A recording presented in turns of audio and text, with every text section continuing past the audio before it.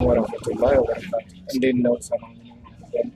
ዛሬ ደግሞ በአዲስ ቪዲዮ መጥተናል። እሱም የመጀመሪያ ባክግራውንዳችን የህይወት ታሪካችን ልንነግራችሁ ልናካፍላችሁ መጥተናል። በአጭሩ ነው የምንገልጽ፣ አናንዛዛው። ከዛ ከሸምሱ እንጀምራለን። ቀጥታ ወደ ታሪካችን። በጣም አመሰግናለሁ። እንዴት ነው? ደህና ነው? ሰላም ነው? እንዴት ነው? እንግዲህ ውሎ እግዚአብሔር ይመስገን እና የተመሰገነ ይሁን። በዚህ ኑሮ ላይ ባለንበት ጊዜ ጌቶ ወረዳ ላይ ጉራጌ ሀገር ነው የተወለድከው? የተወለድኩትን እና ቋንጤ ከተማ ላይ አሪፍ ናት ከተማዋ። ከተማዋን አሪፍ ናት። አሁን ያደገች ነው የምትመጣው። ወረዳ አንድ ናት። ኦኬ፣ የወረዳ ከተማ ነው። ወረዳ ከተማ ላይ ነው። ከዛ በኋላ ደግሞ ቤተሰቦችን እንግዲህ ከቤተሰቦችን አደኩ። የተወለድኩም እዛ ነው፣ ያደኩም ደግሞ እዛው ነው። የተወሰነ ካደኩኝም በኋላ ስራ አጣሁኝና ቤተሰቦችን ሳያቸው እነሱም ትንሽ አቅም የላቸውም። እነሱን ለመርዳት ብዬ ከብት ጥበቃም ወጣሁኝ።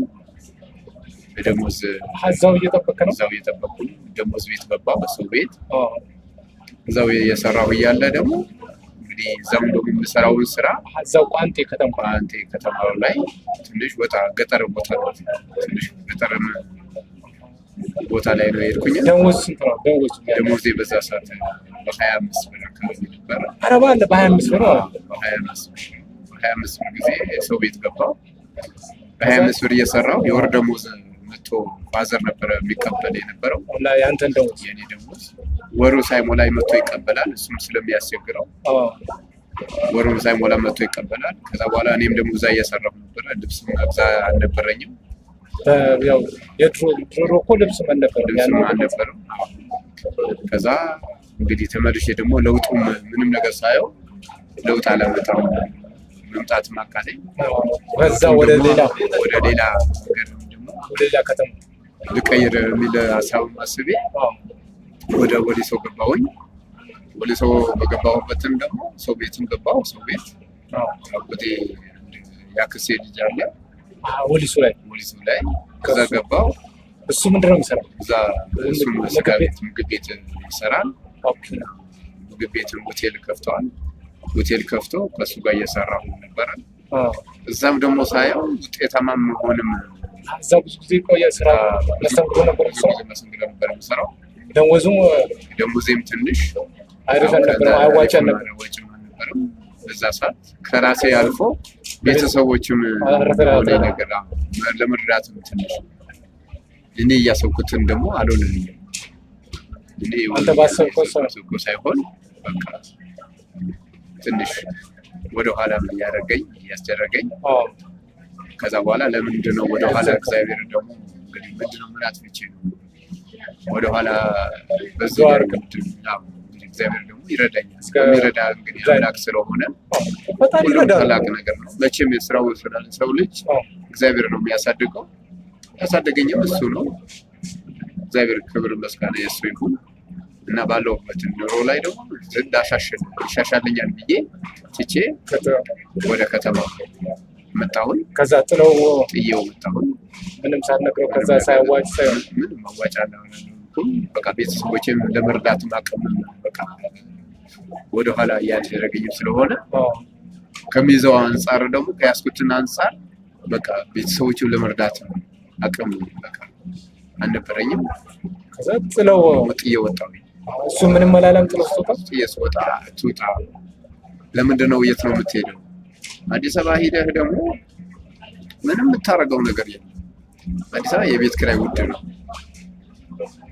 ውድ ነው። ስለዚህ ለራሱ ስራ ነው። ቀን ጎሮሮህን አለ፣ የራስህን ቀን ወጪ ስላለብህ ደግሞ የቤት ኪራይ ከፍለህ ቤተሰብ ለመርዳት አክል ላይኖርህም ይችላል እና አለኝ። ሲለኝ ጊዜ ጥዬው ደግሞ እንደዛ ሲለኝ ጊዜ ጥዬው ደግሞ እኔ እግዚአብሔር ካሳደገኝ በዚህ በትንሹ ለምንድን ነው ራስ አልለወጥም? እኔ ራሴ የምለወጥበት ነገር ራስ በራሴ መሆን አለብኝ። እስከ መቼ ድረስ ነው የሰው ቤት መቀመጥ የምችለው? እስከ መቼ ድረስ ነው? ማነው ሰው መቼም የሰው ልጅ እሱን ለልጆቹን ያሳድጋል እንጂ እኔን ስራ አገኝና ውጣ ሊለኝ አይችልም። ለምን ለጌም ከሆነ ከእሱ ቤት ለመውጣት እሱ ስለማይወድም ያው መቼም የሰው ልጅ እኮ አንድ ቀን እስከገባ ድረስ ራስን ተለወጠ የሚልበት ስራ ማንም የለም። ራስን ተለወጥን በዚህ ስራ የሚልህ የለም። ራስን መለወጥ ነው። በራስህን ዓላማ ወጥተህ ራስህን ትጉ ሆነህ መቀየር ነው ያለብህ። ራስህን የቀን ጎረሮ የምታገኛቸው ነገሮችን ከሁሉ አንጻር በእንደዛ አይነት ተረድቼው ከዛ በኋላ ስረዳው ተመልሼ ደግሞ እኔ በራሴ እግዚአብሔር መረዳት አለብኝ። እስከ መቼ ድረስ ነው በሱ ምክር እንደዚህ ቁጭ ብዬ በሱ ምክር እንዴት ቁጭ እላለሁ? ካሁን በኋላ ወደ ትዳር ይመጣል ደግሞ ቤተሰብ ማስተዳደር ይኖርብናል። ካሁን በኋላ ደግሞ ወደ ኖሮ ጊዜውን ደግሞ እየተሻሻለ ነው የሚመጣው። በየጊዜ በተሻሻለ ሰዓት እኛ መሻሻል ነው ያለብኝ የሚል ሀሳብም ነበረኝ። ከዛ እግዚአብሔር ይመስገነው ትቼው ወደዚህ የመጣው በኋላ እዚህ ከመጣው በኋላ ደግሞ እግዚአብሔር የተመሰገነ ይሁን። እግዚአብሔር አመሰግነዋለሁ እንጂ እግዚአብሔርን ደግሞ መቼም አጎልበትም ነገር እኔ ነኝ ማመስገን ያለብኝ። እግዚአብሔር ክብር ለሱ እና እድሜ የሰጠኝ ምስጋና እሱ ላይላክል ድረስ እዚህ አምጥቶ ራሱ እዚህ ከመጣሁ በኋላ ምንም ጨመርኩኝ እንጂ ምንም የጎደለብኝ ነገር የለም። ጨመርኩኝ። እግዚአብሔር ይመስገን። ስራ መስራት ጀመርኩኝ። እዚህ ሰው ቤትም ገባሁ። ስራ እየሰራሁ ነው። ያው አሁንም ከእጅ ወደ አፍ የራሴ የሚሆን ነገርም ደግሞ እስካሁን ድረስ መያዝ ማቅቶኛል። ከእጅ ወደ አፍ ብቻ ነው የምናገኘው። ቤተሰብን ለመርዳት መካከል አቅም አላገኘሁም።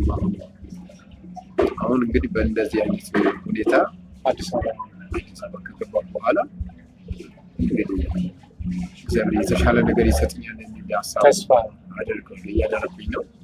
በዚህ እንግዲህ ተረድቼ በዚህ ደግሞ ሁኜ በዚህ ትጉ ሁኜ ታቅዬ እግዚአብሔርን ራሴን አትክሜ እንግዲህ እግዚአብሔር ደግሞ የተሻለ እንዲሰጠኝ አገኘ ደስ ይለኛል። ማንም ወንድሞቼ ማንም እህቶቼ እንድትረዱኝ የሚረዳኝም የለም። ላይክ ሰብስክራይብ እያደረጋችሁ ደግሞ እያያችሁ ይቀጥላል። አትለፉ። በእንደዚህ እንኳን በዚህ ሼር እያደረጋችሁ ላይክ እያደረጋችሁ እና በዚህ ነገር ብዙ ነገር ብትረዱን ብልቁ ነገር ብታዩ ሰብስክራይብ አይከፈልበትም እና ብዙ ነገር በኬሳችሁ የምታወጡት ነገር አይደለም። ብዙ ነገር ቁጭ ብላችሁ በዚህም በምታዩት ቪዲዮ ላይ በእጃችሁ ብቻ በቀነታችሁ እየነካችሁ ላይክን ያረጋችሁ ሰብስክራይብ ያረጋችሁ ብታዩ አሪፍ ቪዲዮ እንለቃለን። እንግዲህ ይቀጥላል። ታብረቱን ይፈልጋለሽ። አበረታቱ። የፈለጋችሁት ነገር ሁሉ ነገር እናቀርባለን። አሪፍ ቪዲዮ እናቀርባለን። በዚህ ነገር ካያችሁ እኛ ደግሞ የቀጠለ እንሄዳለን። የቀጠልክ ሂድ ብላችሁ ወይም አንድ ነገር የምንለቀውን ቪዲዮ ካያችሁ የተሻለ ደግሞ እናመጣለን እናቀርብላችኋለን። እዚህ ላይ እንግዲህ እንድታበረታቱ እንፈልጋለን። ሰብስክራይብ ላይክ እያደረጋችሁ ደግሞ እንግዲህ ይቀጥላል። ህይወት ታሪካችን ሌላ ማለት ነው። አሰላሙ አለይኩም ወራህመቱላሂ